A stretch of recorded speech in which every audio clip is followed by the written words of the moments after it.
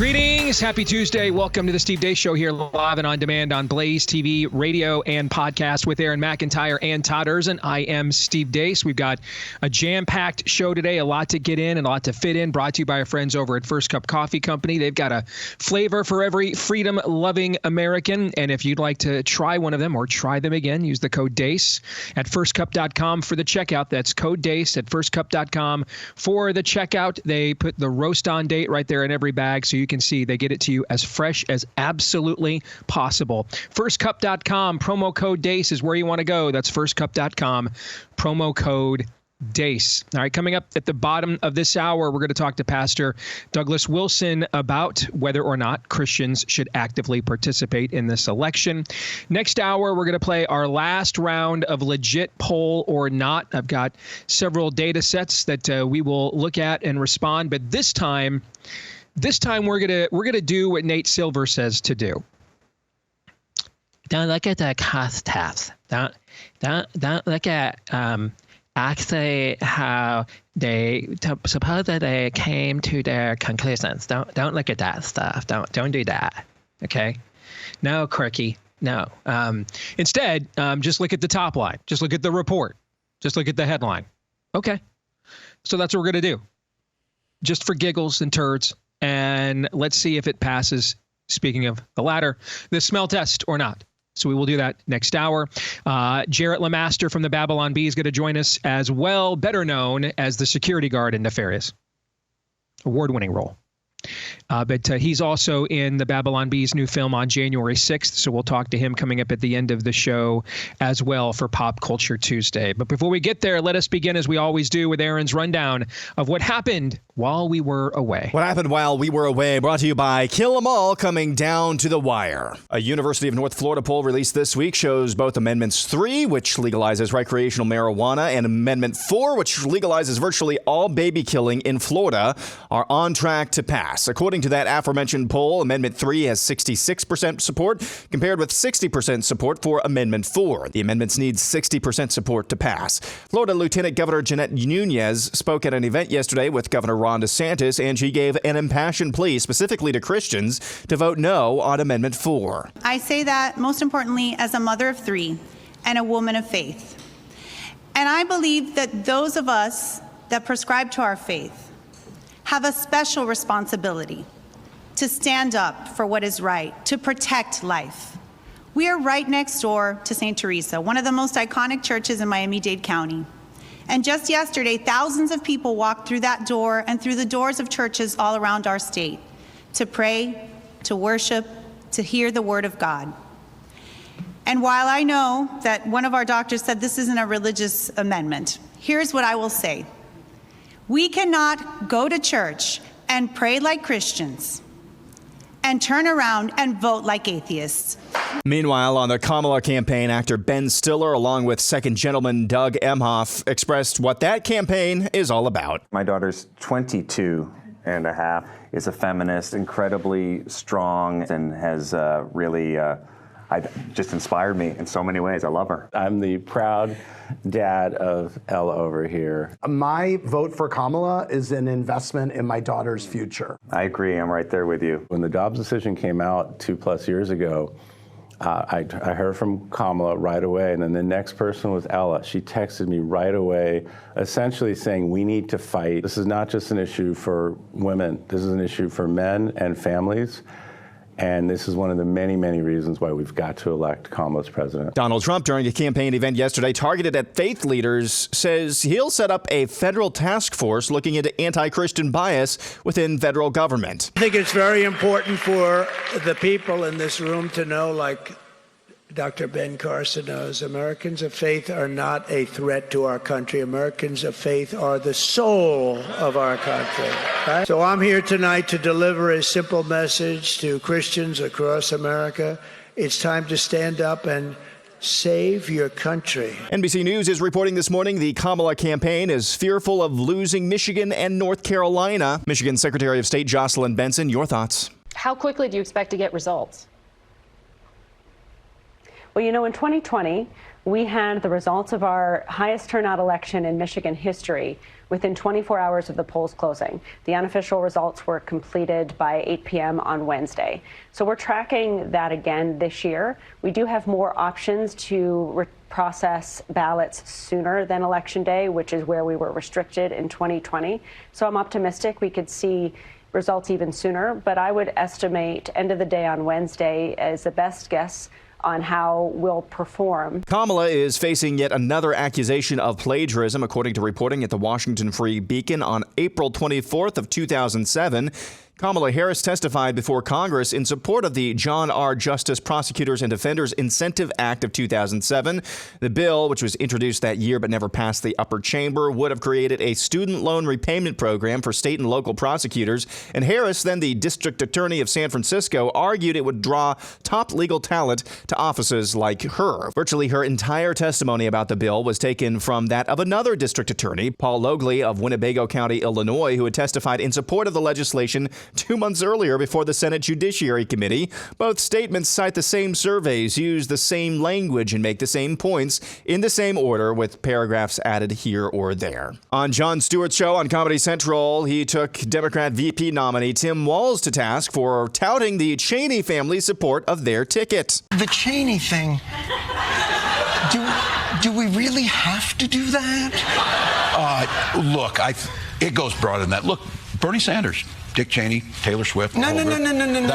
The shooting? No. Having the Cheneys on board? Nah. You can't Dick Cheney or Taylor Swift. No. We're a big tent. What country did Taylor Swift get us to invade? No. And that's what happened while we were away. Aaron's Montage brought to you by our friends over at Relief Factor. If you are struggling with chronic pain that usually ends up manifesting itself as too much achiness, soreness, and stiffness in your joints, and you're thinking that's just the way it is, as Bruce Hornsby in The Range once sang. It may be, especially as we get older. Things do break down, but it also may not be. In fact, there's a 70% chance it might not be, because over the years, over 1 million people have tried the 3-week quick start from Relief Factor. That's the supplement created by physicians who can prescribe drugs, but it is drug-free, and it goes right after the inflammation in your joints that is likely the cause of your chronic pain. Over the years, over 1 million people have tried it. 70% of them saw such great results, they stuck around long-term with the product. So why don't you see if you don't see a difference in just 3 weeks or less when you go to relieffactor.com. It'll cost you just $20 to find out. Even in the Let's Go Brandon economy, most of us can afford that. All right, $20. What do you got to lose for 70% odds? Pretty good value bet there. When you go to relieffactor.com, again, that is relieffactor.com. All right, let's go to Aaron's montage, and I want to zero in, gentlemen, on the state of Florida and these amendments in Amendment 3 and Amendment 4, and I just the way my brain is wired, it's wired to connect dots and try to look ahead and try to foresee where things are heading and what debates are on the horizon and what arguments will be presented therein, which is why I have a tendency, to be really, really wrong at times and then really, really right at others. Okay. Looking at Amendments 3 and 4 in Florida, and I absolutely believe these have massive national implications. Because we are talking about what is functionally, it may not be demographically, meaning in terms of voter registrations, although it is certainly trending in that direction. In terms of tradition, it has been a state it's been nearly impossible to win the presidency without. I mean, since Florida and Ohio were both commissioned as states, only 2 men ever have failed to win either one of them and won the presidency. And that was John F. Kennedy in 1960 and Joe Biden in 2020. And those are, other than the Florida recount election of 2000, the most controversial elections in modern American history, with allegations galore at the time of chicanery. So that just kind of tells you how pivotal these states are.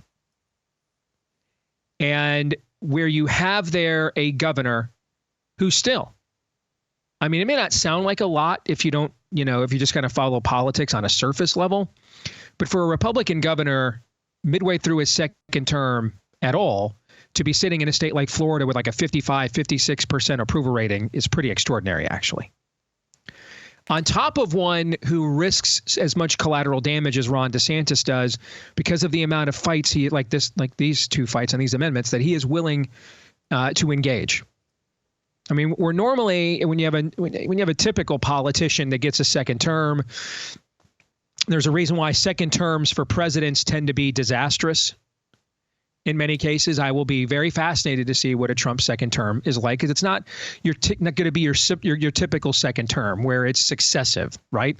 And some of the people that were good at getting you in there are now tired, worn out, burnt out, and go home, and you're kind of left to the system, or you've decided I've spilled enough blood and I want people to like me. That was kind of Reagan's second term. And now, and things kind of blow up in your face. That's what a lot of politicians in Ron DeSantis's position would do. But of course, we're talking about Ron DeSantis. So dude's going for broke, putting the pedal to the metal and doing a press conference 2 weeks before the election, basically shaming the Church of Florida into doing its cotton picking, God ordained job. All right. Most people and it would just not do that in this situation. Most would not. But I think we've all learned when it comes to actual issues and governing, Ron DeSantis is not most people to his benefit. And so what it will do to shape and move forward on the right, if Florida, the Democrats aren't even campaigning in Florida. I mean, if you're Gen X like Todd and I or older, you cannot ever remember a presidential election where one party just didn't try. I mean, they're not even trying there. Formally, they're trying with these amendments on the ground, the left is, but as a formal construct, the Democratic Party is just not even trying in Florida for the most part. Systemically, they're not even putting up a fight there. That's just absolutely amazing. Go back and tell yourself of any other election cycle that one party is going to have such a stronghold on Florida, either side, that one party is going to have such a stronghold on Florida that it's basically a one-party state in a presidential election. You'd drug test yourself. But that's where we are. We're also the guy swinging the biggest stick with the biggest platform has taken on both of these amendments, right? So can't necessarily, yes, they're going to be underfunded according to the opposition, but the value of the platform of the governor's office of Ron DeSantis using its, that Death Star fully weaponized to push back on these two things. And what are these two things again? You can Snoop Dogg the Chronic anywhere you want, however you want, anywhere and anytime you want. It's just stoner heaven. And the other is murder your kid however you want, whenever you want, as many times as you want. We're talking literal Sodom and Gomorrah kind of stuff here. That a state would go from giving Ron DeSantis, let me put this in a broader perspective here, and why this is important in this presidential election and also in presidential elections moving forward.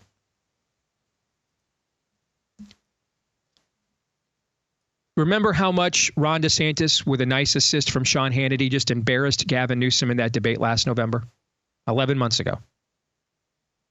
Just hoisted Gavin Newsom from his own petard with his own record. What we're talking about here is the same electorate now essentially voting for Gavin Newsom right after it just voted for Ron DeSantis. That's essentially what we're saying. Yeah, Trump's going to win that state by 8 to 12 points up here, which in a Florida presidential election, man, is a massive blowout. It was considered a blowout in 2020 when Trump won it by 4.5. For the previous 40 years, presidential elections in Florida were determined by an average of 2.5 points, which again shows you how unprecedented it is that one of the major parties is not even contesting the third most populous state in the union, not even contesting it, the largest so-called swing state in the union, because it's not a swing state right now. So the guy that went up on that stage on Fox News 11 months ago and and hoisted Gavin Newsom by his own petard with his own record. And the state gave the largest electoral statewide office victory since it joined the union to that guy, who still remains very popular, by the way. That's why I brought up his approval rating, because he still remains very popular. Would then turn right around and say, and now we're going to vote en masse over 60%. Over 60% for two of the fundamentals that created Gavin Newsom's California in the first place.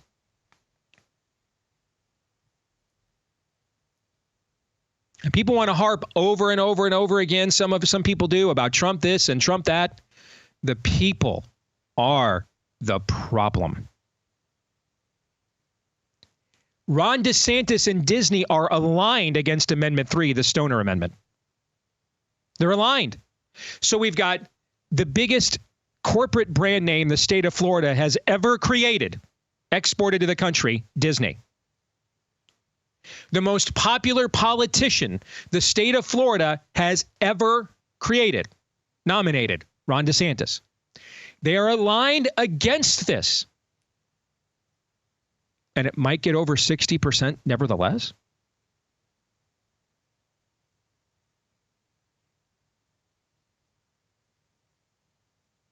I am telling you right now,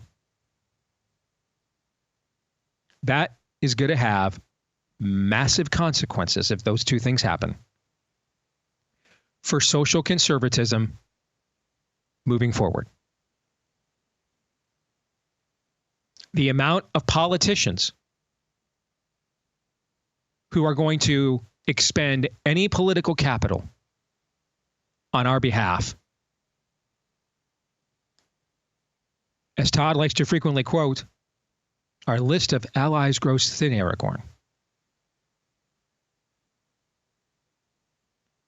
We may have to completely reconsider our activism paradigm. We were the most dominant voting bloc in the Republican Party for a generation, but as Q once famously said, all good things must come to an end, Jean-Luc. And a generation of discipleshipless churches finally comes home to roost. And here we are. And now we don't have any leverage. And we just have to take the best deal we can get. Like when Trump says stuff like, I won't let the government come after you. I think, Todd, you kind of compared this statement to a little bit like Constantine taking the first steps of mainstreaming Christianity in a Roman Empire that up until him had actively sought to snuff it out and persecute it. We might just be there. We might just, some of us are going to say, you know, like the president's speech at the end of Independence Day, and I'll see how many more ham-fisted pop culture references I can squeeze in here. Yeah, we're just fighting for a right to survive at this point. You know, that's where my baseline expectation is. Others are going to say, I just can't succumb to that, you know, bigotry of low expectations, as George W. Bush used to put it, and we'll go hardcore with like abolitionist movements. Where will I be? I honestly don't know. And it may depend cycle to cycle and issue to issue. I don't know the answer. I don't know.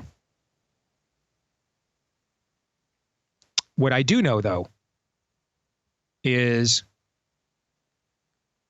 all of this grifty, rudderless, gutless leadership we had for a generation that I made a lot of enemies calling out and exposing over the years.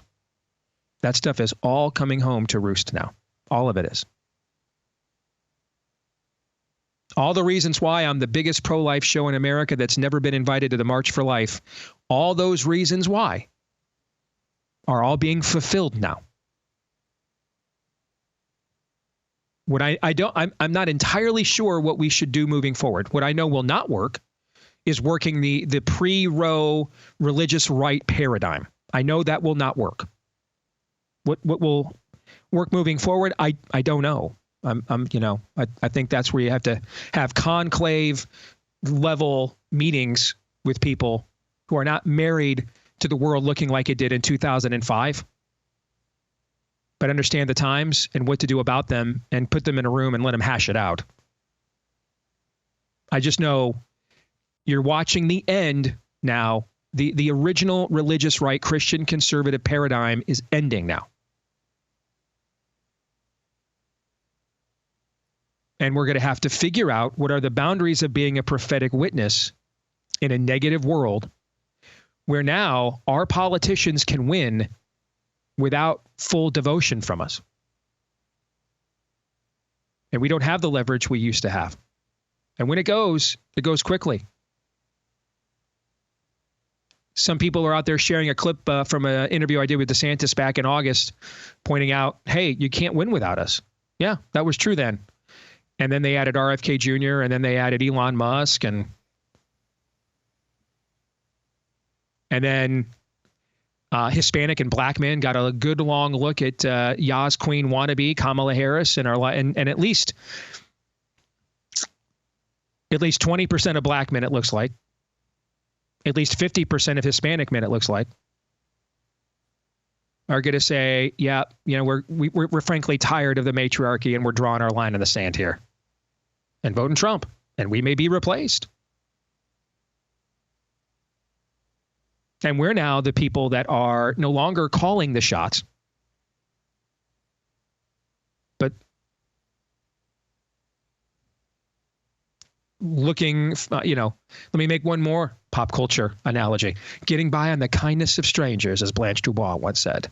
That's maybe where we are. We may have to confront this. And I mean, I can't even sit here and 100% tell you, if I'm Ron DeSantis, man, I'm running for president in the future, and I go all in on these amendments in my own state and they lose, I don't know, it may cause me to reassess what issues I prioritize running in the future. I mean, I don't know. But the consequences of those two L's and what they would mean vis-a-vis the overall environment that things are trending to, gentlemen, I think have long-term generational consequences for the Christian right in America. And therefore the overall right in America, because even if our influence is dissipated, we are still one of the biggest sectors of voters that exist. So they cannot completely write us off. They cannot completely take us for granted.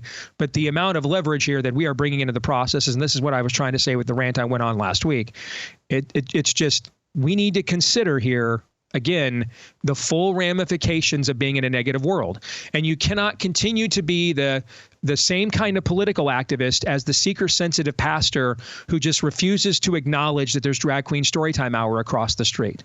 You can't be the political equivalent of that.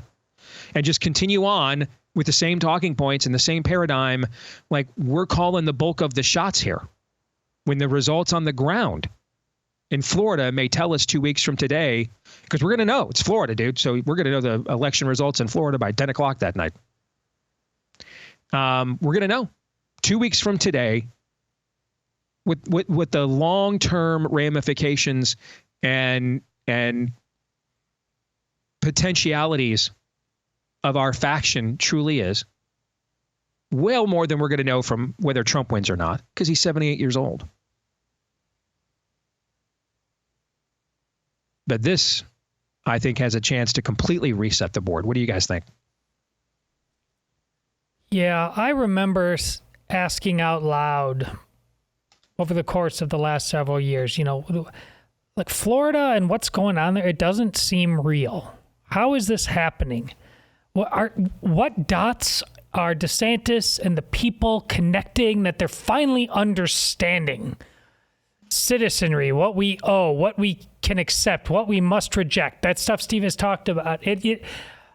But now I know what's going on down there, and it's not anything to be optimistic about. It's not a riddle to be solved. I was hopeful, but the truth is just the truth. And I know I shared it on my Twitter, so you can find it there. Aaron, I'm not sure you did, but the story, I said it was my worst of the week last year. That's what's going on in Florida. This story Aaron shared about Better Bro. It's another version of talking about Sports Bro.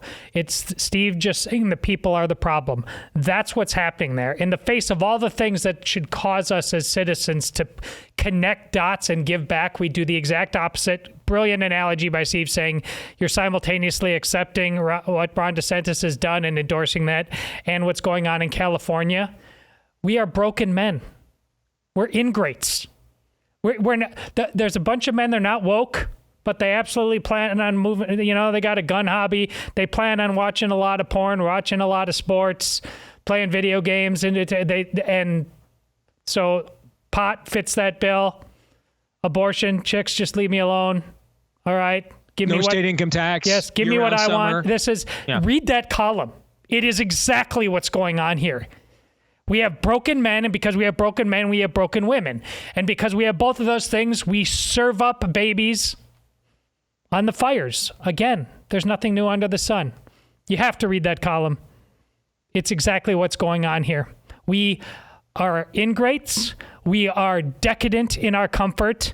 And Florida, despite all my hopes, it turns out to be as common a story as there ever was. And the minute Ron DeSantis walks away from that place, you're going to see a house of cards just tumble to the ground.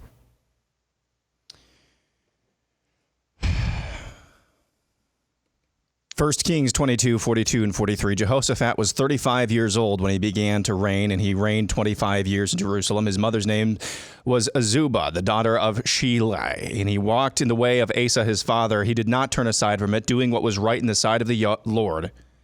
Yet the high places were not taken away, and the people still sacrificed and made offerings in the high places.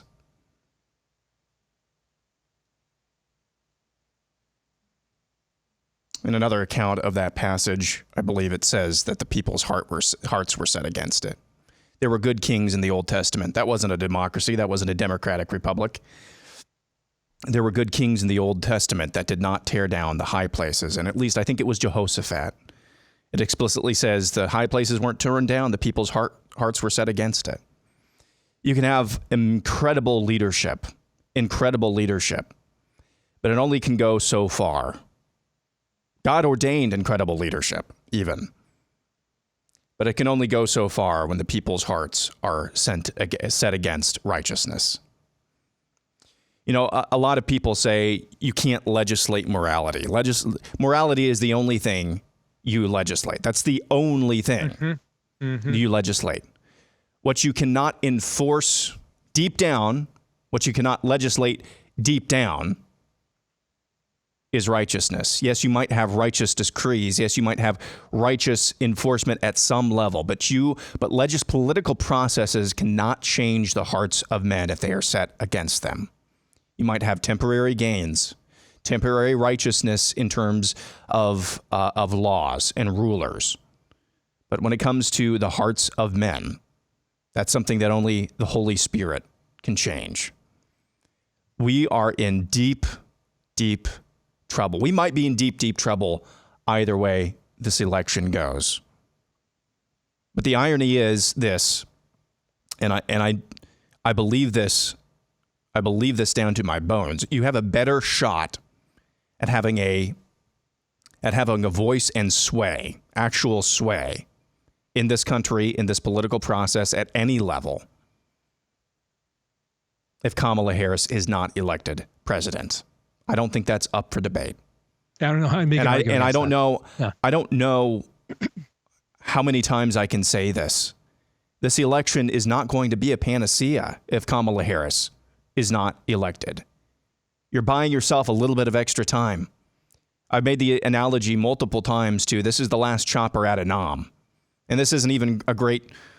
This isn't a tremendous military grade helicopter. This might just be a little airborne dinghy, for lack of better terms.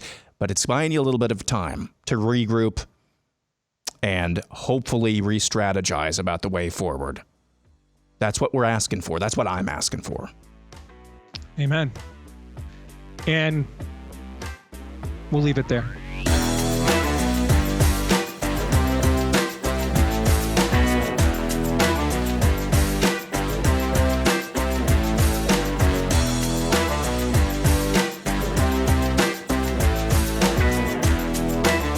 All right, back here on the Steve Deace Show, and if you see some of the swag and merch that we are sporting or wearing at times, either sporting in the studio or wearing here while we're on the show, and you're like, I'd like to get some of that, well, you can, and if you use code Steve10, you'll get a 10% discount as well. When you go to shopblazemedia.com, shopblazemedia.com, you can even get the Ruth Bader Ginsburg Pro-Life Hero merchandise that we created a couple of years ago to honor her for living long enough to not let Barack Obama appoint her successor so we could overturn Roe. Could not have done it without her. You can see our brand new show logo we unveiled this year as well, with the candle there shining in the darkness and more. And all of the shows here at the Blaze too have their own merchandise and swag as well. And the code will work for that too if you want to do that. So Steve10 is your code for 10% off your entire order when you go to shopblazemedia.com. Use the code Steve10 for the discount. Joined now by Pastor Douglas Wilson, who still has, to this very day, the greatest name for a website of all time, Blog and Mayblog. It is good to see you again, brother. How are you? I'm doing well. Thank you for the invite. I want to get your take on a conversation we were having before you came on that you heard none of, so this should be great. Okay? All right. Sure. But we were we were discussing the latest polling out of Florida, which if you're a Gen Xer like us, boomer like you, the idea that Florida would be a one-party state in a presidential election where for 40 years the average margin of victory was 2.5 points. Trump won it by 4.5 in 2020, and that was considered a rout. Okay. And so this is the third largest state in the country. It's not even being contested in this election. You would have drug tested any previous iterations of yourself if you ever would have gone back in time and made this claim, right? Ron DeSantis still remains a plus 55% approval rating, which for a guy in his second term who takes on the battles that he has is extraordinarily high. He just in their last election, he just won the most resounding statewide victory ever. He's gone all in against both the Snoop Dogg chronic stoner amendment 3, get high, be a stoner anywhere you want, anytime you want, whenever you want. He's gone all in against the George Soros kill 'em all baby amendment down there. Disney's even partnering with DeSantis on fighting Amendment 3, so they're actually fighting together on that. And I bring this all up because moving forward and what it means if you go back 11 months ago and when I was supporting DeSantis in that primary and we're watching him on Fox News destroy Gavin Newsom.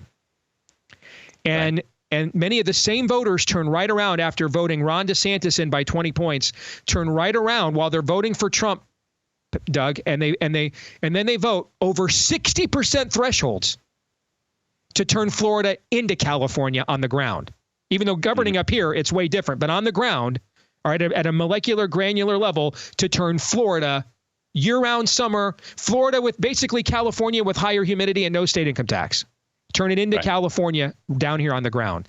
And what that means for Christians moving forward in terms of the political paradigm, what it means if a guy can win and I desperately want Trump to win, but let's face it, this is the most anemic pro-life messaging by a Republican nominee we've ever seen, and we're not even sure what a close second is. Okay. And now basically he's giving us Constantine-like offers of, if you vote for me, I won't put you in prison, basically. Okay. That's his pitch yesterday. The paradigm of the old religious right, Doug, this election has cemented it. It's dead. It's dead. Yeah. All these massive national groups, send them all your money in DC and Lester and all that's all gone now. And what will come in the future with the fallout of this election, I think we have no idea. What are your thoughts on that? Yeah, I think no idea sums it up. I think that I would have some suggestions about what I think we ought to do, where I think we ought to coalesce.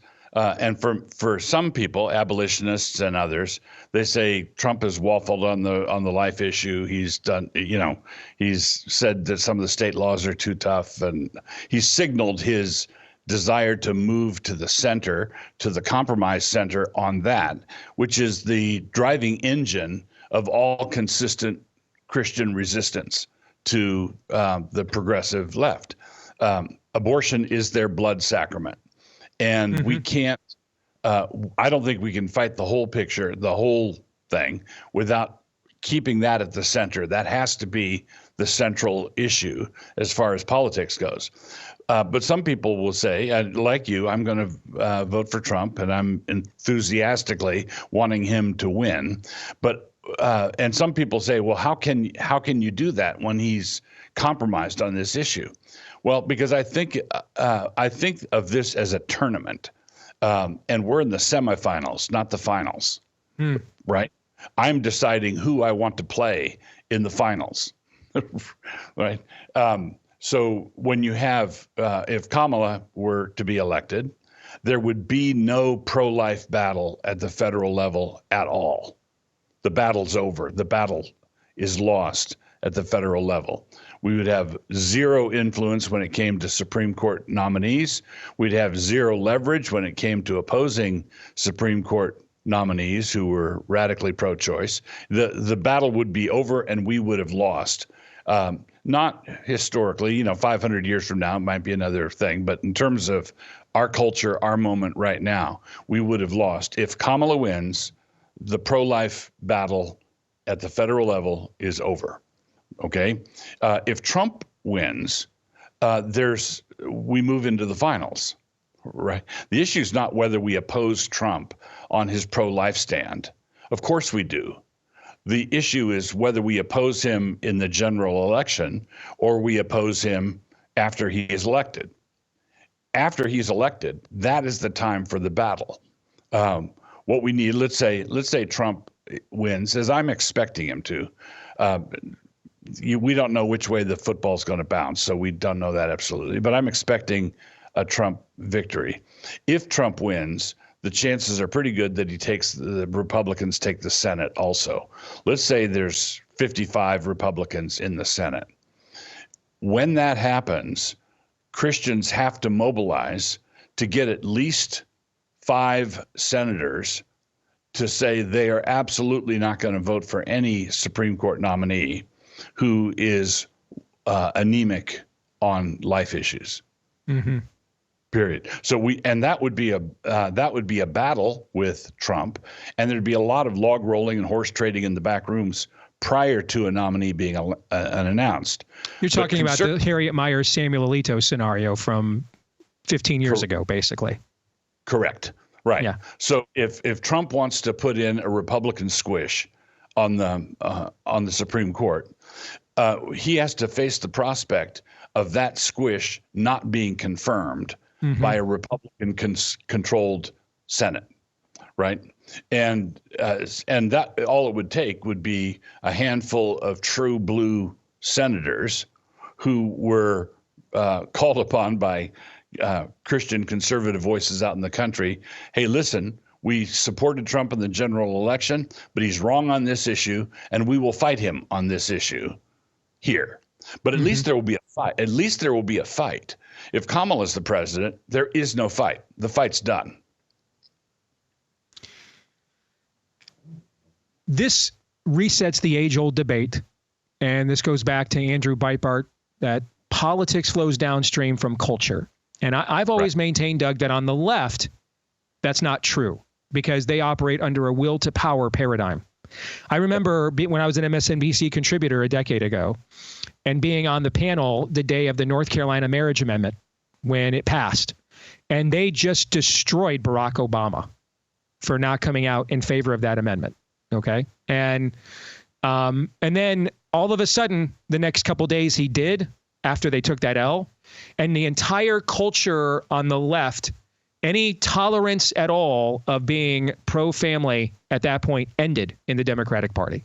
And it and this is typical of how Marxist social theory manifests itself. It typically does from a very top-down autocratic methodology. On our side, we're herding cats. We don't really have a big tent. We have a big tarp. We have a lot of people that are basically aligned more out of various grievance and want to get in from the acid rain than can actually agree with each other on what the cornerstone of a civilization should be once we've made the rain go away, right? And so a lot of times we have to terraform decades of cultural fights in order to change what happens up top. That's what happened with Roe v. Wade, for example, okay?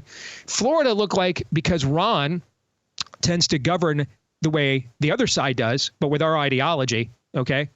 Where he's like, I'm an ideologue, I'm here with an agenda, and this is what I got here to do. And if we're going to do it and win or do it and lose, but we're doing it nevertheless, right? And so we began to see the way the people responded was he moving that culture to the right. because of his own version of a will to power. And the fact that these two amendments are sitting here with needing 60% and are right now at least on the threshold or favored to win indicates that no, he did not. Josiah can go to the high places and tear them down, Doug, but it doesn't necessarily change the hearts of the people at the molecular level, does it? Right. And that's why I have said for decades now that Christian political involvement does not regard politics as our savior. Christian political involvement regards politics as something that needs to be saved along with the rest of us. Mm-hmm. So we don't look to any human, put not your trust in princes, the scripture says. Even the good ones, like Josiah, are not able to bring the people along. And when Josiah dies, the people are right back at the idolatry, or right back in it, because we sin downhill, right? When we sin, it's as Chesterton said, Satan fell by the force of gravity. We sin downhill. It's easy to sin. It's easy for a culture to go into decline. It is challenging and arduous and difficult to maintain standards. This is a fallen world. That's all true. And so consequently, you quoted Breitbart, and this is very true on the right, that politics is downstream from culture, but culture is downstream from worship. Culture is downstream from faith. And basically, unless there is what I call a black swan revival, unless there is some sort of reformation among the people, leaders like DeSantis are not going to be able to accomplish everything that they otherwise would be able to accomplish. There has to be widespread support among the people, and you cannot have widespread support among the people with us being as compromised as we currently are in the arts, in entertainment, in the music that is listened to, in the teachers we listen to on the conference circuit. In other words, where all of the worldviews are built in America right now, basically. Yeah. That's right. We are a shadowy reflection of what America is doing generally. So basically, the evangelical take is anything the world can do, we can do 5 years later and worse. And cheesier, of course. Yes. Yeah. And cheesier. So we do knockoffs. We're copycats. And so consequently, when the world is pioneering certain things, we tag along behind grumbling. That's Dabney in the 19th century said there's a certain kind of conservatism that is the shadow that follows radicalism to perdition. It has no idea of being guilty of the folly of martyrdom. No, we're going to grumble about it. We don't like it. And then 5 years later, we co-opt it, write it into our platform, and then promise that our conservative candidate can make this cockamamie idea work. Right. So when women were introduced into combat roles in the military, it took about 10 minutes for Fox News to be supporting our men and women in uniform. Trump this as okay, this is a red state conservative family values sort of thing. Wait, that was what are you talking about? Why do we capitulate so easily? Right. Well, I think we capitulate easily because there was a conversation between B.B. Warfield and Machen about the old Presbyterian Church, and Machen was worried about the church splitting, and Warfield said, "Well, you can't really split rotten wood,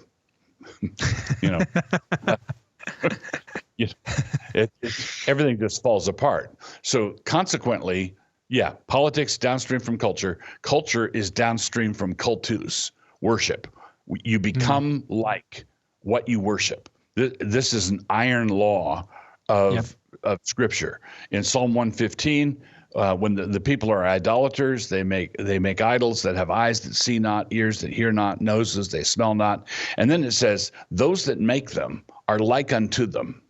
So if you worship deaf, dumb, and blind idols, you become deaf, dumb, and blind. You become like what you worship.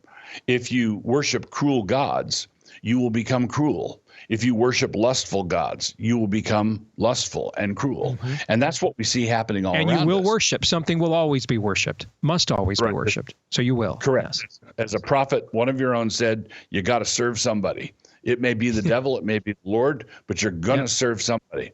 And then people who are, who maybe grew up in something of a time capsule like I did, a healthy Christian family and, it's surrounded by Christian community. I'm staring at this cavalcade of nonsense that we describe as our political situation. And I wonder why. I just assume everybody in the world is going to see right through this, right? Everybody in the world has to see how stinking obvious it is that Kamala doesn't have a clue. She simply does not know what she's talking about or where she is. And the fact that she's going to get tens of millions of votes means that the Democrats could run a turnip and get tens of millions of votes. Yep. Because that's what they're doing. Correct. Yeah. Great stuff as always, brother. Thank you very much. I think I'm going to see you here in a week and a half, right? The event in Dallas coming up here, right? Yeah, we're going to be there in Dallas. Yeah. All right. We'll see you then. Thank you, Doug. Thank you. You bet. Gentlemen, your thoughts on that conversation? Well, a week and a half from now, when you do see him, he's going to come up to you and say, Steve, after I was on your show, I've never been told I was a total sellout to the gospel by a non-con and just forfeited everything I once believed. That's what's going to happen. Mark the tape. So thoughts and prayers to Doug's mentions? Yes. Is that what you're saying? Yes? Yes. Yeah. Life has just changed for him. I think Doug has gotten it even worse than I have over the years. So I think he'll be ready for it. Aaron, what do you think? I think conversations about, we had a lot of these back in 2016 about voting for the lesser of two evils. And some of the analogies that we made is toe fungus better than, hand fungus? Is that kind of the lesser of two evils arguments? We were basically making a qualitative. Can we shoot for a lot higher standards than what we have now? And I think those conversations were more understandable or admirable 8-10 years ago. They're not now. These are the choices that we're being given. We have to make a judgment call. What gives the good, true, and beautiful the best shot? Not the perfect shot, but the best shot to flourish. Or any shot. Or any shot at all. Nope. Shot. Any shot. Yeah. Great stuff. Back in a moment.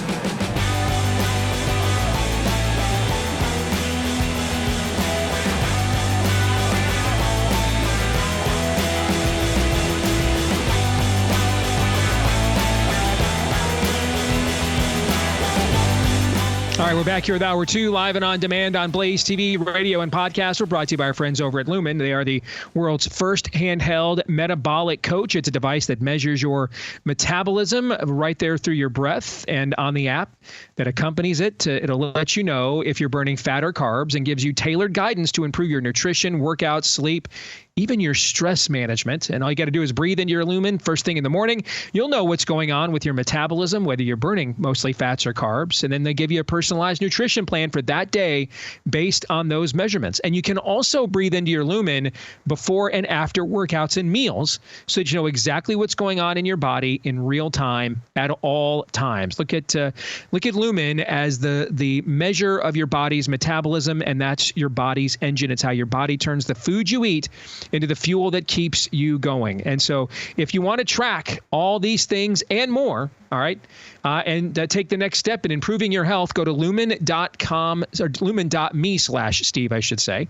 Lumen.me/Steve. LUMEN is how it is spelled. LUMEN. Lumen.me/Steve to get 15% off your Lumen. That's lumen.me/Steve for 15% off your purchase. And of course, you can let us know what you think about what we think via the stevedeace.com inbox. You can do so by emailing us, steve@stevedeace.com. That's DEACE. Like us on Facebook, MeWe, and Gab. You can follow me at Steve Deace Show on X, Instagram, and TikTok. And then also look for us as well on YouTube, our brand new YouTube channel. Please follow us there. Hit subscribe there at Deace Show on YouTube. That's at Deace Show on YouTube. How bad was the censorship we got for so many years on YouTube by telling you so much truth? we are getting about the same amount of views right now with something like, what is it, Aaron, 4,000 subscribers or something like that? Yeah, on we had YouTube around page? 50,000, over 50,000. Now we were around 4,000 to 5,000. So 10%, yeah, basically. so 10% thereabouts. Generating the same yield of views. Just to give you Almost. an idea. When you hear hosts like us talk about being crushed by the algorithm, what do we mean? We mean that. That's what we mean. We started a brand new page, just thought, let's just flush it, start all over with YouTube. We are generating as many views on each episode on YouTube for this show right now as we did when we had 10 times the subscriber base that we do right now. That's what we mean. Can't quantify it any better than that. So please subscribe to that new YouTube channel at Deace Show on YouTube. And then also, if you listen to the podcast version, you can hit subscribe, or if you're on iTunes, follow. And that'll make sure every time we do a new episode, it shows up in your feed every single time. And then finally, make sure, if you haven't done this yet, leave us a 5-star review on the podcast platform of your preference. And we appreciate all of you that have done that for us. Thank you very much. Well, the election is, even though it's really ongoing right now, people all over America are voting right now. I have to vote absentee again this year because I'm heading to Dallas for election night coverage, as I did 4 years ago. So I put my ballot in the mail this morning for President Trump, actually today. So just one of, 47 states, I think, that are voting right now. And I think by the end of the week, all of them will be, even though 2 weeks from today is technically the actual election day. So I decided it would be gutless of me to do no predictions at the end. So next Tuesday, I will do my final election prediction just so it can be wrong. Okay. And I can get mocked. And every time I do say something wrong, one of you can pull it up from my archives and retweet it to me for the next 4 years. I enjoy that. No, I don't. But so since I'm going to do that next week, and I'm hoping it's hot enough that I can be at home so that Todd will not shoot me. This is the final rendition of Legit Poll or Not that we are going to do for the 2024 election. So, gentlemen, I have 4 tasty morsels here laid out for us to discuss. And I want to start with this. All right. So this is from a Democratic activist. He tweeted out this morning that at this point in 2020, Republican women were turning out at a higher rate than Democratic women in Michigan. And right now, Democratic women have a 5.7-point advantage in the early voting numbers that they are seeing out of Democrats on their side, out of Democrats in the state of Michigan. Now, this, as polls are showing Trump either within the margin for error or even leading within the margin for error in the state of Michigan, which on our show, I have just said, since I saw our colleague Sarah Gonzalez's special on election fraud earlier this year, and almost all of it was focused on the state of Michigan, I have just simply said, I just don't believe. When I saw Gretchen Whitmer able to outperform the Real Clear Politics polling average by 9 points in 2022, I don't believe no matter how many votes he gets, they're going to let Donald Trump walk away as the winner of Michigan. So juxtapose that up against this data. What do you think? Legit data here or not? What do you think? I'm not quite sure what we would go to dispel that or not. I mean, it seems like... Which is the whole point of why I presented it, but go ahead, yes. It seems like, just at first blush, if it is true, what he pointed out there, that GOP women led in 2020 and Democrat women are leading now in early voting, sure, that's... I just don't know. I'm not sure what would be the plumb line that we're going up against here. So I'm going to say not legit. And this happens on the other side as well, where it's like you can cherry pick, and it's not even cherry picking. It's just it's non sequitur data, basically what we're getting at this point. Non sequitur meaning it's not really you're just focusing on something that doesn't really tell you the whole picture. There's no context. There's no context to this data when it comes to early voting for the most part, because of 2020 being an outlier. This year with the polling, it's an outlier. compared to the last 2 times that Trump has been on the ballot. So I just, without any context that I'm not even sure that we have access to at this point, I'm just going to say it's not legit. Todd? Yeah, you didn't plan it this way, but I'm just kind of going to use your opening monologue, Steve, as my baseline for translating all these polls.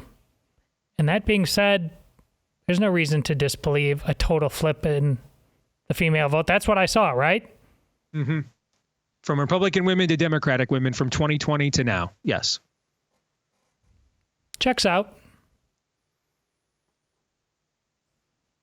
Yeah, I don't. It's Michigan. Gretchen Whitmer was as bad a governor as there one, and she won overwhelmingly against a woman alternative. Yeah. This is why I led with this. Because I don't know what you guys see and how much you follow and how much the algorithm shows you of what the other side says. But for those of you that are not on X or are not looking out, if you are outside of our own side and ecosystem for political commentary or content, I mean, it's a Monet. You see what you want to see when it comes to this early voting stuff on both sides. I mean, it is a smorgasbord of people getting their jollies off of the early voting on both sides, and big names and people like that. On purpose, I just picked this guy as just a basic activist. Okay. But I mean, there is a lot of pimping and promoting on both sides of what the early voting does and doesn't say. And it reminds me of during World War II, both the Axis and the Allies dropped on each other Nostradamus prophecies. And that they both thought they could interpret Nostradamus's prophecies to mean that they were going to win. And they dropped each other with rival interpretations of his prophecies as a form of psychological warfare. Okay. So I'm not saying that every single one of these reports, right and left, is an intentional psyop. I am saying they can all be received as such because, again, we don't know the context here. We don't. And 2020 was such a unique year in terms of mass mail-in voting that we have no control group to measure it by. And it may turn out that 2020 can be a control group. Right? We may find out that we're going to get a lot of what we saw in 2020, just smaller numbers of it, and that 2020 didn't necessarily reset a board. It just gave us, larger quantities with the convenience of mail-in voting. It just gave us larger quantities of the paradigm we already had. I am confident that's not going to be the case, by the way, but I'm not Nostradamus, so I can't sit here and say for sure, But that's we are at the stage now. Whatever helps you to sleep at night, man. Whatever gives you the snugglies, and warms the cockles of your heart here in the fall that will not happen. Is it still 80 degrees every day in the Midwest? You can find it, guys. You can find a Dr. Feel Good for you. No matter who you want to vote for or whether you want to vote or not, you can find a Dr. Feel Good narrative in the early voting, at least most of the reporting that's out there. Yeah, and I've tried as hard as I can, and I continue to do so on a daily basis, following and or just trawling for, left of center, left wing voices to try to get a tab on how they're feeling. And it's basically the inverse of everything that I'm seeing in my own silo. It's just basically the inverse, I should say, the inverse of everything that I'm seeing in my own silo. So I'm just... If you had to deduce how this election is going to go or is going, based solely not on the campaigns, but based solely on the pundits on either side trying to analyze early voting, it's just a coin flip. Mm-hmm. Mm-hmm. Agree. All right, let's go to number 2 here. All right, latest numbers from Gallup. Are you better off than you were 4 years ago? Plus 16 to the worst, 52 to 36. Plus 16 to the worst, 52 to 36. And remember what I told you guys last week. since Gallup began tracking this particular question in 1979. There has never been an incumbent party that won a presidential election when less than 40% of Americans thought the country was on the right track. And the current number, according to Gallup, which I think they'll update one more time before 2 weeks from now, but the latest number from Gallup was 22% of Americans thought the country was on the right track. And since 1979, nobody's won when the number's been under 40, if you were the party in power. So 52% of Americans say they're worse off than they were 4 years ago. 36% say they are not. Is that legit or not? Todd, I'll start with you this time. There is absolutely no way for any of us to know whether that's legit because, again, based on the conversation we just had, based on your monologue, Steve, one of the most prevalent answers to wrong track there may be women who aren't allowed to kill their babies anymore. Correct. So Yes. what are we supposed to do with this?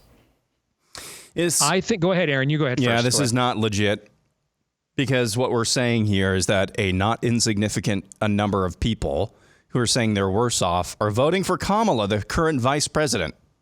So apparently things are not worse enough.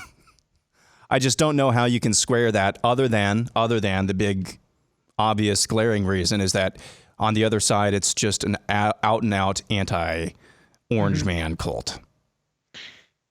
I think, Todd, you raised a fascinating point. And, you know, one of the bedrock observations of our show right now is that the social compact in America is broken. That which binds us together as a people, which then gets quantified into forms of governance and contracts, is broken. So let me just apply this to me, for example. I am financially better off than I was 4 years ago. And I was financially better off as my career was steadily climbing. Better off than in 2012 than I was in 2008, and in 2008 than I was in 2004. The elections Barack Obama won. Okay. My personal life is better off than it was 4 years ago. My marriage is in a better place than it was 4 years ago. And our family life is our kids. Now we transition to the next stage. We're almost to the empty nester stage. And the kids get along great. And people come over for family dinners most Sundays of the month. You know, my personal life is better off than it was 4 years ago. In a social compact, intact culture, I would have stopped at, when asking me, am I better off than I was 4 years ago? I would have stopped at, well, yeah, I mean, financially, my career is better than it was 4 years ago. I just would have stopped there and taken that question to only that particular value. And then in an intact, or at least somewhat intact social compact, maybe I apply my personal life situation. Maybe I don't. That's your own personal option. When your social compact is broken, though, I can sit here and tell you, I'd vote no, I'm not better off than I was 4 years ago. And our show has 200% minimum more audience than it had 4 years ago. I've written 2 best-selling books since 4 years ago. I've produced a movie since 4 years ago. My marriage is way better than it was 4 years ago. My way of life is way worse than it was 4 years ago. I mean, the things I, in the macro, hold dear are way off and way worse than they were 4 years ago. When the social compact is not broken, but intact, you don't go to that realm. And that's my equivalent of what Todd said on the other side, which is, you know, my life would be pretty good, but I think if Trump wins, I can't, you know, twerk my hairy rectum in the face of little kids on Pride Month, even though chances are Trump would do nothing to stop that. But that's my perception anyway. And so, no, I wouldn't be better. You see what I'm trying to say is that how we all interpret these questions now, when they just used to be kind of at a surface level of transactional shallowness, we might throw all kinds of more meaningful ways in interpreting that question. And then, of course, your worldview difference has a complete different definition of what's meaningful and what's not, right? I mean, this question is not as instantly a mathematical and transactional, Todd, as it was when you and I were growing up, for example. Right. It's just not anymore. Right. All right. let's go to number 3 here on the list. Watch this clip. But based on the likely partisanship of the voters that we've seen so far, we're seeing more Republicans as a share of the electorate than Democrats. Take a look at that. 4 years ago, less than a third, only 32% of people that had voted so far were Republicans. That's up 6 points so far this cycle. Now, that could be a sign of enthusiasm among Republicans. It could be because Donald Trump is sometimes at least supporting early voting. And it may be that these are voters they're going to vote anyway on Election Day. But the bottom line is that people are voting and they're enthusiastic about this race. In Pennsylvania, we've seen Republicans so far ahead of the 2020 pace. Again, Democrats are still a larger share of early voters, but there are more Republicans in just about all of the states where we've seen significant votes so far. All right, Aaron, legit or not? That's from ABC News, by the way. Credit to them for that report. So for the same reason overall, because the first answer, it's not legit. This is happening kind of in a vacuum right now. The only thing I'll say is that apparently early voting trends have raised the eyebrow of somebody at ABC News. I don't know if that means anything.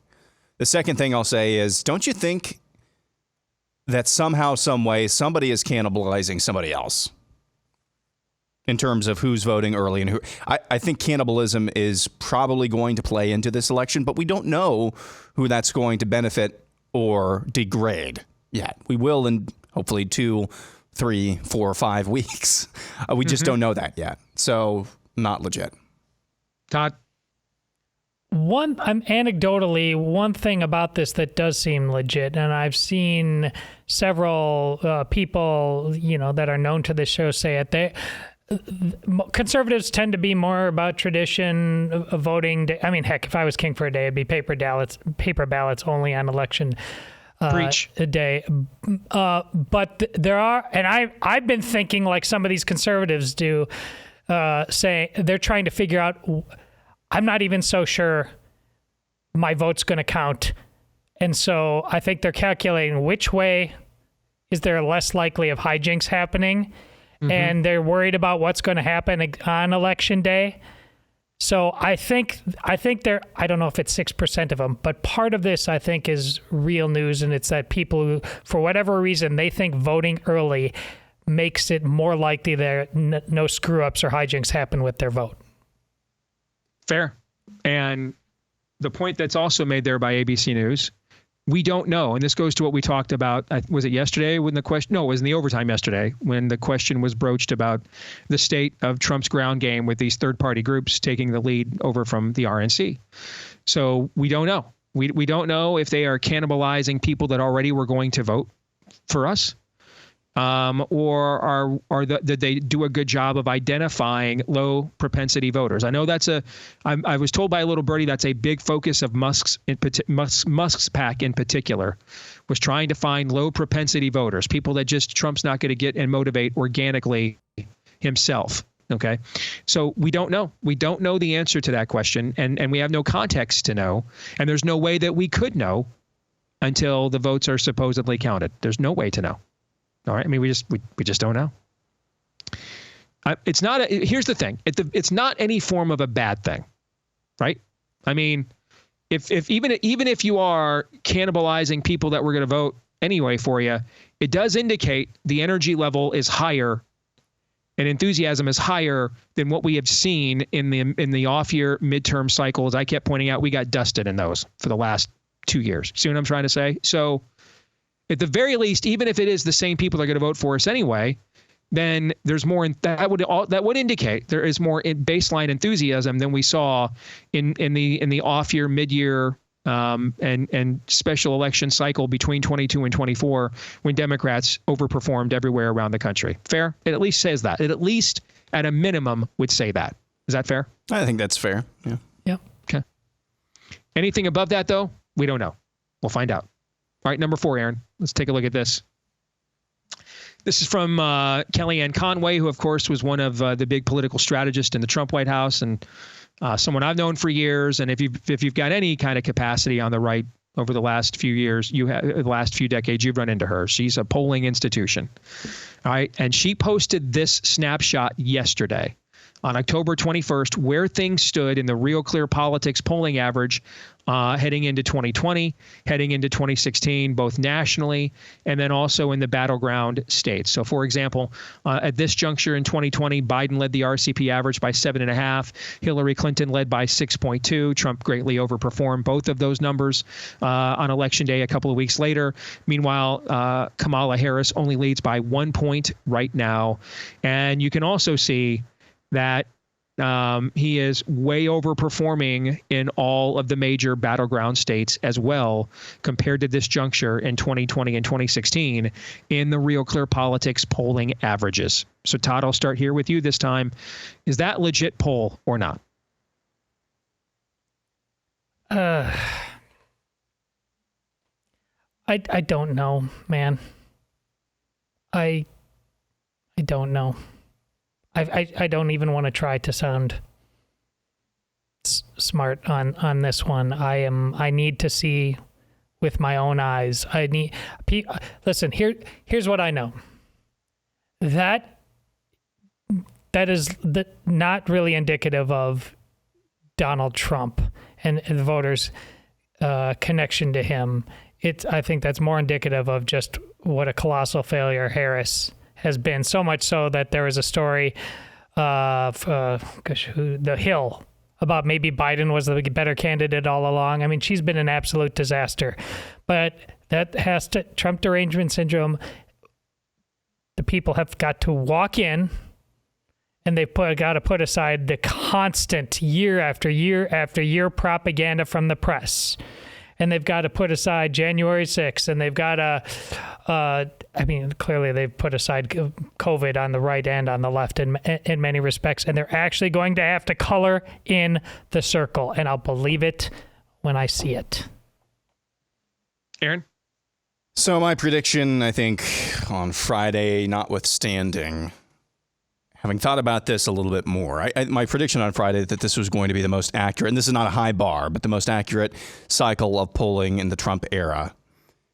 That notwithstanding, if you took away the names here and just replaced them with an A or a B, what would we say about 2024? Not even knowing who was running, not even knowing the context of this, just looking at this 2016, 2020, those columns, and we just removed the names, we would say, so 2024 is I know it's only 3 sets of data, but it would be the outlier in that data, would it not be? Mm-hmm. So for that, and I really want this to be wrong, and I think we're seeing reason to think that this is wrong, but until I'm proven otherwise, I'm going to say that this is an outlier across the board almost. And so I'm going to say not legit. At the very least, I'm going to say it's legit for 2 reasons, and I've been saying this for the last couple of weeks. We have to wrestle with why Donald Trump is polling better than he ever has. That's a fact, not in dispute, as Kellyanne points out there. He is polling better than he ever has. So you have to come up with some explanation, and we've already told you as a show, we're not going to accept the explanation that the pollsters are just purposefully overcompensating for him now because they hate being wrong. They don't care about their credibility at all. So that's not going to work. So you got to come up with another reason. Might be Todd's reason. Kamala's failure as a candidate. I mean, that's a possible reason, but that's without a doubt. And that Trump has also, for the first time, although those margins are narrowing around the country, except for the North Carolina governor's race, for the first time, he is polling systemically ahead of the entirety of the Republican Party. Those 2 things have been apparent now, really, since mid to late September. So we're almost a month into that trend line. And you have to come up with an explanation for why that is the case. Okay. Could these be completely wrong by a few points and that tilts everything the other way, like what we saw in 2022? Could be. Margin of error. They were off they overestimated Republican support in the margin of error, and these were, and that tilted the balance. And then they were off way outside their margins of error in 2020. So, but the 2 things that are constants here is Trump is polling better than he ever has before, and he is polling ahead of the rest of the Republican Party. And the reason why I put those 2 things together is because it would indicate that he has assembled a coalition that transcends the Republican Party. He is clearly reaching more voters than Kari Lake is. Now, her campaign has improved, and I think it is possible. I wouldn't bet on it, but I think she could win now, and I would never have said that a month ago. I still don't think the odds are great, but I thought the odds were nil a month ago. So he's reaching a voter in Ohio that Bernie Moreno's not. And I think Bernie Moreno's going to win, by the way. He's reaching a voter in Wisconsin. I think it's Hovde, Todd. That's Hovde. Is that who's challenging Tammy Baldwin up there? Hovde or Hovde is not. And this is going on all over the country. And that would suggest his coalition for the first time has expanded. All right, let's get one more in here because we're going to have Scott Rasmussen, the original founder of Rasmussen Polling. This is his final national poll. He's going to be on the show here, Todd, soon, right? Thursday. Yeah. And we'll find out from him why he wanted his final poll to be 2 weeks out. We'll ask him about that. But his final poll, national tracking, is 50-49. And if that were to be the case, you would be looking at an electoral college victory for Trump, probably somewhere in what you saw in 2016. Because the critical mass of electoral of popular votes needed for Trump to be that close or win the electoral college or win the popular vote, there's not a critical mass of turnout in Mississippi, West Virginia, Alabama, Louisiana, Arkansas. Those population centers would not overcome what Kamala is going to get in California, Illinois, New York, et cetera. So that would mean a greater turnout for Trump in densely populated swing states is what that would mean. All right. Do you think that's legit or not? Aaron, to you this time. Just same answer I gave last time. So it's more of an emotional hedge. It's kind of an emotional hedge more than anything else. It is interesting. I'd note his final poll from RMG Research, exactly the RCP average that Kellyanne Conway just shared as well. Exactly the margin. There you go. Todd? Sure. I mean, goodness. I'm the one who told you to take down the poll jar, and rightly so. But man, I would honestly, if King Friday once again, I would honest to God make all polling. The only poll that would be illegal is the one at the state fair where you put a kernel of corn in the jar. That's it. Because this is all, it's all, God bless. Prove me wrong on Thursday, Scott Rasmussen. But this stuff it's not helping. It's just not helping. A lot of people would be out of jobs and a lot of folks would have a lot less content to consume because nothing's more popular than the conversations we just had. Back in a moment. Stay tuned.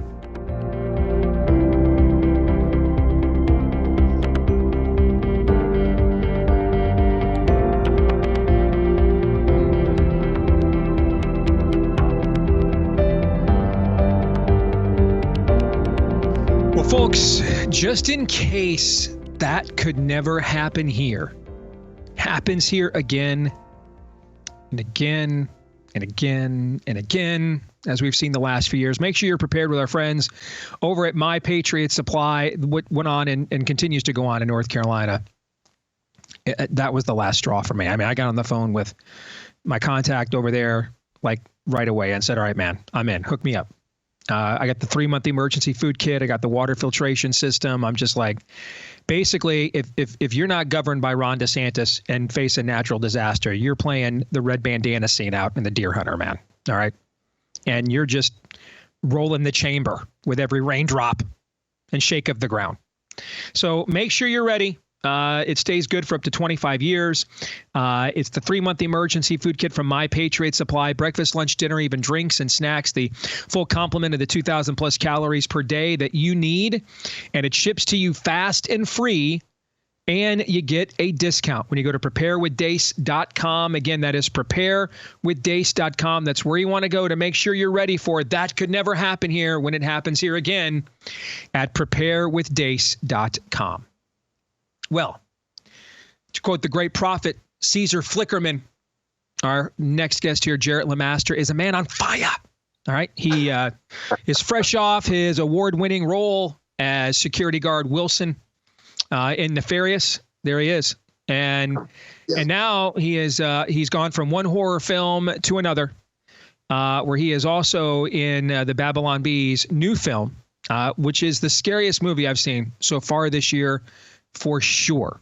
January 6th, the most deadliest day. Jarret, it's good to see you, brother. How are you? Man, it's great to see you too. Yeah, it's terrifying. January 6th, the most deadliest day, scariest thing. I mean, we encountered the most nefarious, if I can use that word, criminals that you could ever possibly meet. There were so many people that stormed the Capitol that day that just deserved to go to jail forever. And so we're just so grateful that the good people at the FBI are doing the work they're doing and putting those people away for good. Throw the book at them. That's what I always say. Throw them in a hole and throw away the hole, Jarret, is what you're saying. Yes. Yeah, that's right. Throw it away. Throw away the key. I mean, that grandma that was praying outside, evil. That's the only word I can think of to describe her. Evil. When they gave you the script and they said, listen, we need, when we're putting together a cast that is really capable of pulling off such a chilling and treacherous story. And when you did your first read of the script, I mean, your reaction, I mean, was that nightmare fuel for you? I mean, what was that like the first time you read through the script to this horrifying political thriller? Yeah, I had a sinking feeling. I had just come off of Nefarious. So I was kind of primed. Maybe for looking this at a sort of rom-com work. is what you were looking for after Nefarious. You were going to kind of lighten the load a little bit. Yeah, I was looking for something light, like maybe Schindler's List, that kind of story. No, but we had it was terrifying. I read it. I still feel the chills today from that first time. I haven't stopped feeling the chills since I read that first draft. And the casting of it, it's funny because I produced the movie too. So I really had to get into the mind of these evil conservatives that registered their objections to the election that day. These election deniers. And then the guy with the buffalo hat, he was, I see him in my sleep. Yeah. It's been a real hard road for us, I mean, I just went up to Minneapolis to see my Detroit Lions play the Minnesota Vikings, and I could have sworn I saw about 10,000 of those Buffalo guys up there, in fact. And I mean, I still have PTSD from gazing upon myself. Yeah. When you are you mentioned putting yourself in the shoes of evil conservatives that want their votes counted. Yeah. And I remember writing A Nefarious Plot, the book. And I had to, literally take weeks away from writing that manuscript because I just didn't like being in the shoes of a demon for that long. I mean, you stare at the darkness long enough, brother, to start staring back at you. It waves, Yeah, that's right. So, that's right. I mean, how did you guys, how long, because January 6th was nearly 4 years ago now. So I would imagine it took a long time to write this script, to film this story, because again, you're like Icarus here. You're flying pretty close to the darkness, and you guys need to, get back and refresh and get so that you can get back in the mindset of doing the kind of satire and parody that you guys are more known for than this kind of gritty affair. Yeah, this was, I like what AOC said. They were gonna. Before which time she died? Can you remember? It was before the third time she was murdered. Okay. All right. You got it. And she said something about how they came in and they weren't just they weren't figuratively trying to murder her. It was literal. It was a literal, not a figurative murder scenario for her. So just horrifying. I know that you got into that. On a serious note, like you did actually write a nefarious plot. I play the devil also at the Babylon Bee, and getting into the mind of the devil, it's always a challenge. It's always a challenge, and conservatives are the same. It's like so much closer. I also play woke Jesus. I don't know if you know this, but woke Jesus and the devil are the same person. Are they really? And literally, it's me. Yeah, but also I think figuratively, like AOC. I would say. So what draws you, woke Jesus, Satan, and now conservatives? Jarret, what draws you to such dark characters? There's something in me. that I have to express. It's almost like it's a bit like therapy for me. You know, I have to get the demons out by really digging into the psychology. Lest you become a conservative yourself, of course. Yes. Of course not. No, that's off the table. You know, I have shut my entire mind off to any of their evil arguments. So I will never become a conservative. You know, never, ever. I've made a vow in the darkest parts of my soul. You know, that's how I've done it, to stay away from it, because sometimes their arguments make sense. You know what I'm saying? Sometimes I don't know. I don't. Well, you'll read Thomas Sowell, you know, and you'll start to realize that Thomas probably made some sense. But then you have to remember, no, I will not be thinking. I will be feeling my way through this. It's a feeling journey, and so that's where I live. You know, feeling my way through. Watching the film, and I could you just, you know, if you would pass along to Kyle Mann for me, you know, just some thoughts, some sympathetic thoughts. I don't want to send him any meaningless prayers. So some sympathetic thoughts. Yeah. You know, I was frankly appalled watching it. I was appalled watching people that I have met, whose shows I've been on in the past, like a Michael Knowles, a Dennis Prager, those two in particular. I thought their behavior in this film was beyond the pale, maybe worthy of incarceration in and of itself. It was very clear they didn't take Kyle's, you know, zealous search for the truth here seriously on any level at all. And I thought he asked really all the right, you know, Cronkidian level of questions here. And I was eager to get some answers. I mean, you know, these conservatives keep complaining about censorship and bias, and their voices aren't heard. And you guys come along and try to give them a chance to explain themselves, and they just dismissed you for the entirety of the film, which to me, I guess, indicates they have a pretty weak case. I agree with that. 100%. It was very weak. Dennis Prager's terrifying for a lot of reasons. Not to mention he smoked the entire time. I mean, just beyond he's a smoker. Disrespectful. I mean, he's a Jew. You know, that's terrifying. Oh, I totally forgot that. Yes. And Michael Knowles is a Catholic. And so that's... so right away we know he doesn't know any better. So we'll give him at least a little bit of empathy. Yes. Yeah. I mean, he's a Catholic and a Jew. I mean, you can't... you can't get worse than that, you know. Sorry, I'm having a hard time. Anyway. All right, I was going to keep this going the whole interview, but Todd laughing in the background, man, I just can't. My plan was just to go the whole 20 minutes like this. I know. All right, but Todd broke the fourth wall. My bad. Jarret, you complete me. You complete me. You complete me. That's the sign language for that. And he's deaf, you know. He's a Jew. I don't know why that's so funny right now, but it is. It is. They don't like the Jews. We were just saying before the show, if there's anything funnier than an actual Jew, it's a deaf one. We were just saying that before the show. Goodness, you read our minds. Yes. Oh my goodness! All right, let's get to the let's get serious about the satire of the film for a second. Now that Todd broke me out of the shtick I was going to go with the whole time. Dude, we legitimately could have done that all day.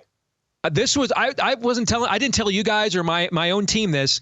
I literally planned on this interviewing being my audition to join the Babylon Bee. I was trying to I was going to take this the whole way, ad-lib the whole thing off the top of my head and go all the way with it. That was and then I was going to contact Seth afterwards and say, bet, all right, that's my audition tape. All right. Yeah. You know my number, call me. That was my plan. All right. You know, and to promote your movie too. Yes. It was a good plan. And you know what? We could have stuck with it all day long. I would have loved it. But we should talk about some of the stuff. Yeah, I was going to say in character, I was going to say Garth, because I did produce the movie. You know, Kyle played Garth Strudelfudd, our trusted investigative journalist that is trying to get to the bottom of the most deadliest day in history. You know, there's Hiroshima, Nagasaki, the heat death of the universe, but nothing compares to January 6th. And so, you know, he's terrified. We're all terrified. I'm going around. I play the producer in the film too, which is a very small part, but I guess that's my lot in life. I get to play the guy that tells the other guy where the phone is in your movie. So, but that's okay when they make it a TV series. This is my audition for the TV series where it's like, remember Officer Wilson? Yeah, we should maybe expand that character. Expand that role. Yes. Yeah. So there's a lot of heart there. There's a lot of heart. When you guys put this together, I would imagine, because you know how long it takes to produce one of these things. You had you were braced for all kinds of blowback, right? And lo and behold, we're sitting here 2 weeks before the election, and after spending years on this narrative, the Democrats are barely saying anything about it as far as an election year message whatsoever. Now, the film, by the way, I have seen it. It is brilliant. I laughed out loud numerous times. All right. I mean, good. And Kyle is incredible in the film. I mean, I don't know how many takes that stuff took, but it was fantastic. Okay. Yeah, one take. We call it one take, Kyle. Yeah. My compliments, because it's fantastic. But I have to imagine you guys thought the blowback on this was going to end up being maybe way more than it has been, because they just kind of dropped this narrative here at the end, didn't they? Yeah, it's weird. Even a month ago, you were hearing them drop the Gen 6 stuff. In the debate, they were talking about Gen 6. It was one of the main talking points that the moderators were bringing up. Like, hey, what about Gen 6? You tried to take over the world. And they always couched it in a negative way and, gave Kamala the response like, hey, it's terrible. Why do you think it's terrible? And so it's weird that they haven't brought it up, and I actually don't know if it's a tactic or if they're realizing people don't really think it's that big a deal, or maybe our movie really just shamed them into the little hole that they crawled out of. What the devil hates the most is to be mocked, brother. You bet that could have played a role. You bet. Yeah. Thomas More said that. That's right. Yeah, Sir Thomas More. Correct. That crowd spirit cannot stand to be mocked. And it's funny. A Catholic who was not deaf, by the way. A Catholic who was not deaf, as far as we know. He was not deaf. Anyway. Not deaf or like emotionally deaf. He was all there. Maybe emotionally distant. It was, after all, during the Reformation. So maybe emotionally distant, but he was not deaf. Yes. Yeah, as a father, probably. I mean, I don't want to speculate, but I'm wondering if Thomas More was a good father. I don't know. We've got 2 minutes here because I wasted the previous 12 on my audition. All right. But I think we actually gave people a good review of the film and how we were carrying on, because that's really the spirit of the movie. The ironic, just flatline, taking their narrative very literally and turning it right around on them is what the film does brilliantly. So I want to make sure people know, where can they see this movie right now? Because I would recommend that they do. So you can go to babylonb.com/Jan6. If you go there, you can also what you do is you go to Babylon B and you become a premium subscriber. And that's how you can see and then you get to be a Babylon B community member. You get to pitch headlines. Here's the thing, you get to interact with the people that work here, like me and Kyle and Dan and all those guys, and Joel, Barry, and Seth. And, that's the greatest part about it, the social side. You get to be kind of a member, and then you pitch these headlines, and every once in a while you might get one through. That's a big deal. That's right.